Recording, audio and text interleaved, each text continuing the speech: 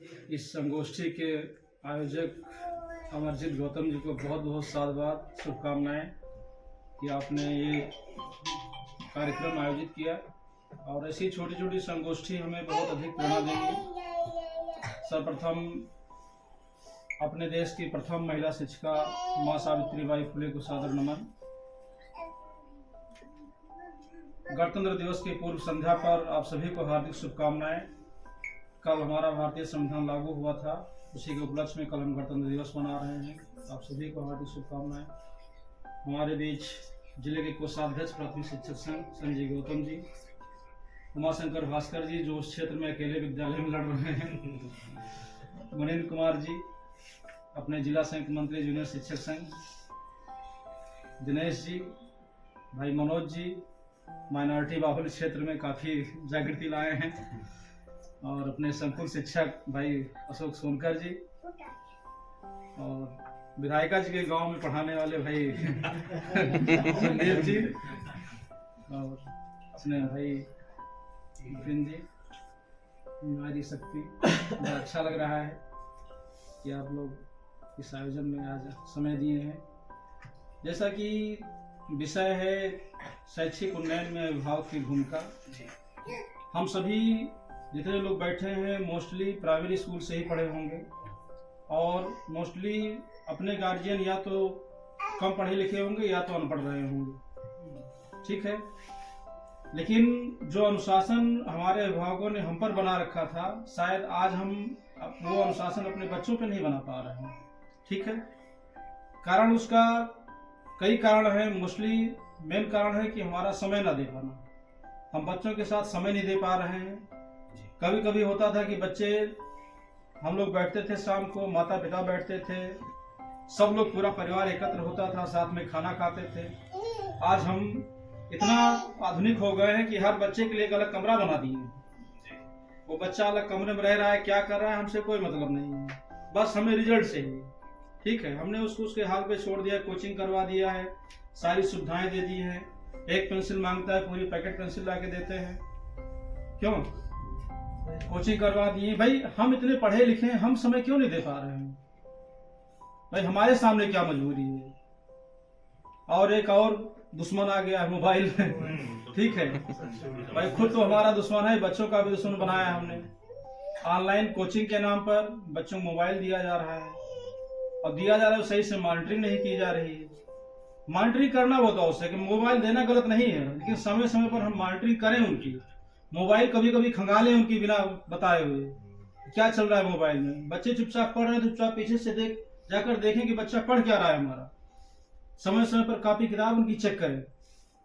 ये हमारी भूमिका बहुत जरूरी है। भाई पहले होता था ऑफलाइन पढ़ाई होती थी, आज मोस्टली पढ़ाइयाँ ऑनलाइन हो गई हैं। कोचिंग सेंटर सब ऑनलाइन चला रहे हैं, ठीक है। समय के साथ हमें बदलना चाहिए, लेकिन हम वो परिपाटी भूल गए, जो मॉनिटरिंग की परिपाटी वो हम भूलते जा रहे हैं। पता चला बच्चे को हम काम दे दिए, बच्चा पढ़ रहा है और हम मोबाइल में बिजी हैं। बच्चे का मन कैसे लगेगा आप बताइए कि पापा बगल में बैठे मोबाइल देख रहे हैं और हम बैठ कर काम पूरा करें? नहीं हो पाएगा। भाई बच्चे के साथ सभी से निवेदन है, कम से कम बच्चे के सामने मोबाइल बिल्कुल बंद ही कर देंगे, चाहे इतना इंपॉर्टेंट कार्य हो। जो भी कार्य हो आप अलग बैठ जाएं, मोबाइल से करें, विभागीय काम हो, कोई भी काम हो, व्हाट्सएप देखें, फेसबुक देखें, लेकिन जब तक बच्चे के साथ में रहें, मोबाइल से बिल्कुल दूर रहें। तब बच्चे के साथ बच्चे ही मिलकर रहें। भाई आज भी दिन में कम से कम आधा घंटा तो हम बच्चे के साथ खेलते जरूर है, चाहे जिस समय निकाल कर, ठीक है। इससे क्या होगा, एक मॉनिटरिंग बनती है, अनुशासन बनता है। पढ़ाइए बच्चों को। साथ में आप सभी गुरुजन हैं, बैठे हैं, हमारी भी बहुत महत्वपूर्ण भूमिका हो जाती है। आज नोएडा दिल्ली में चले जाइए, जब मकान मालिक जाते हैं, जो कुत्ते डाक पाले रहे होते हैं, विदेशी डाक होते हैं, उनकी देख रेख के लिए वो ऑनलाइन सर्च करते हैं कि कौन हमारा डाक देख सकता है, ठीक है। तब वो बाहर नहीं जाते हैं, डाक को दूसरे के सुपुर्द कर करके तब वो बाहर जाते हैं, ठीक। इस अपेक्षा के साथ कि बेहतर केयर टेकर हो सकते हैं एक दो दिन के लिए, ठीक। और हमारा गार्जियन अपने दिल के टुकड़े को, अपने हृदयांश को इस अपेक्षा के साथ हमें सौंपता है कि आप हमसे ज्यादा परवरिश, अच्छी देखभाल करेंगे। और अगर हम अपने बच्चे से ज्यादा उस बच्ची की देखभाल ना कर पाए तो फिर हमें अध्यापक होने का कोई हक नहीं है। सीधी सी बात है।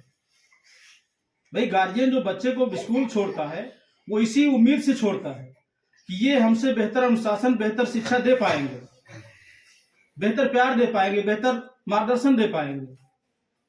और अगर हम उसमें विफल रहते हैं तो फिर हमारे शिक्षक होने का, हमारे पढ़े लिखे होने का कोई अधिकार नहीं है। सीधी सी बात है।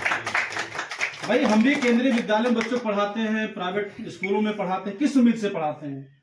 अगर हम बेहतर शिक्षा दे पाते, अपने बच्चे को स्वयं बेहतर अनुशासन दे पाते, तो हम प्राइवेट स्कूल बच्चों क्यों पढ़ाते हैं? अपने से खुद अंदाजा लगाइए क्यों पढ़ाते हैं। भाई हम देख रहे हैं कि केंद्रीय विद्यालय में हमारा बच्चा पढ़ रहा है तो वहां के शिक्षक हमसे बेहतर शिक्षा दे रहे हैं, हमसे बेहतर अनुशासन दे रहे हैं, हमसे बेहतर मार्गदर्शन दे रहे हैं। तब हमने छोड़ा है बच्चे को, और अगर हम ही खुद दे पाते तो वहां छोड़ने की जरूरत नहीं थी। ऐसी ही उम्मीद हमारे विद्यालय का अभिभावक भी हमसे कर रहा है। क्यों सर? ऐसी ही उम्मीद कर रहा है। और यही बच्चे आगे चल करके देश का भविष्य होंगे। हमें बच्चों को बेहतर बताना है, बेहतर पढ़ाना है। साथ में बच्चों को समय बहुत जरूरी है। आजकल का जो समय है एक भागम भाग भरी जिंदगी हो जा रही है। 9 से 3 विद्यालय, उसके बाद आते हैं, आराम करते हैं, शाम को मार्केट जाते हैं, सर सब्जी खरीदते हैं, उसके बाद फिर खाए बनाए सो। ठीक है, बच्चों को कहाँ समय दिए? तो आप सभी से अनुरोध है, हमारे बीच नारी शक्ति भी बैठी है। भाई बच्चे की प्रथम पाठशाला माँ ही होती है। ठीक है, माँ के संस्कार सबसे पहले बच्चे में आते हैं, सबसे पहले माँ के संस्कार आते हैं। तो आप सभी से अनुरोध है, नारी शक्ति से भी अनुरोध है कि बच्चे को अच्छे संस्कार दें। नैतिक शिक्षा बहुत जरूरी है। हम पढ़े लिखे हो गए हैं लेकिन नैतिक शिक्षा नहीं आ पा रही है। भाई आज आप देखिए जितने भी क्राइम हो रहे हैं, जितने भी प्रदूषण हो रहे हैं, क्या शिक्षित व्यक्ति कर रहा है? नहीं कर रहा है, शिक्षित व्यक्ति कर रहा है। गांव में जहां शिक्षित जनता है वहां प्रदूषण कम है। ठीक, शहर में जहां पढ़े लिखे लोग हैं वहां प्रदूषण ज्यादा है। तो गलतियां कहां हो रही हैं? पढ़े लिखे लोग गलती कर रहे हैं। अनपढ़ लोग तो आज भी जाते हैं और देखते हैं कि भाई हम पूरा नहीं जलाना है, पराली नहीं जलाना है। ठीक है, और वहां क्या हो रहा है, हम भाई घर में 10 सदस्य के लिए गाड़ी तैयार है, पर्सनल गाड़ी से चल रहे हैं। ठीक है, बस की सुविधाएं, आज बसों में भीड़ कम हो गई है। कारण यही है कि हर सुविधाएं भागम भाग हो गई है। ठीक है, बहुत लोग सुविधाओं का उपभोग कर रहे हैं। वो सुविधाएं हमें देखनी है कि प्रदूषण भी कम हो। भाई हम तो पढ़े लिखे हो गए हैं लेकिन जो एक संस्कार हमारे बीच आने चाहिए वो संस्कार नहीं आ पा रहे हैं। भाई आधुनिकता के दौर में कुछ लोग, हमें कभी नहीं याद है कि भाई हमने माता पिता का पैर कब छुआ था, जबकि डेली हम लोग टच में रहते हैं। लेकिन सोचिए कभी माता पिता का पैर हमने कब छुआ था, अपनी बड़ी बहन का पैर कब छुआ था। ये एक संस्कार हो। भाई जब हम अपने माँ बाप का पैर छुएंगे अपने बच्चे के सामने, तो अभी तो नहीं लेकिन बच्चा बड़ा होकर जरूर हमारा पाँव छुएगा। क्यों छुएंगे? बिल्कुल छुएंगे। भाई विद्यालय में आप ऐसे संस्कार अपनाइए कि बच्चे आए तो कुछ वेल अप टू डेट आए, गुड मॉर्निंग, गुड नाइट, जो भी हो। ठीक है, बच्चे पाँव से एक परंपरा अपनानी चाहिए, एक गुरु शिष्य की परंपरा होनी चाहिए। भाई बच्चा माता पिता से ज्यादा गुरु पे विश्वास करता है। भाई हमारी बच्ची पढ़ रही है, कभी कभी हम लोग पढ़ाने बैठ जाते हैं। थोड़ा सा प्राइवेट विद्यालय में एक बच्चा हमारा पढ़ रहा है। ठीक है, तो कभी कभी भाई वहाँ के टीचर थोड़ा कम अप टू डेट होते हैं। ठीक है, भाई स्नातक ज्यादा इंटर स्नातक होते हैं प्राइवेट स्कूल के, अपना पढ़ाते हैं बेरोजगारी कालम में। तो कभी कोई सेंटेंस या गलत हो जाता है, सवाल नहीं गलत हो जाता है, हम बच्चे बैठ के बताते हैं कि बेटा ये गलत लिखा हुआ है। आप नहीं जानते हो, मैडम जी ने बताया, आप मैडम को मालूम। यानी उसको अपने माँ बाप से ज्यादा अपने गुरु पे भरोसा है। वो अपने माँ बाप से गुरु पे भरोसा है, तो हम उस विश्वास को तोड़ने ना देंगे। ऐसी भूमिका हमें निभानी है। बच्चा इस विश्वास के साथ आता है कि माँ बाप से ज्यादा अपने गुरु पे भरोसा करता है। भाई आज तो समय बदल गया, गुरु से ज्यादा गूगल पे भरोसा होने लगा है। ठीक है, लेकिन तभी आज परिपाटी चली आ रही, गुरु की भूमिका महत्वपूर्ण होती है। भाई गुरु गोविंद दो खड़े, काके लागो पाए बलिहारी, गुरु आपने गोविंद दियो बताए। ईश्वर से ऊपर दर्जा गुरु का दिया गया है। और हम लोग बड़े खुशनसीब हैं कि आज हमें जो हम लोग नहीं बन पाए, IAS PCS नहीं बन पाए, वो बनाने का मौका हमें दिया गया।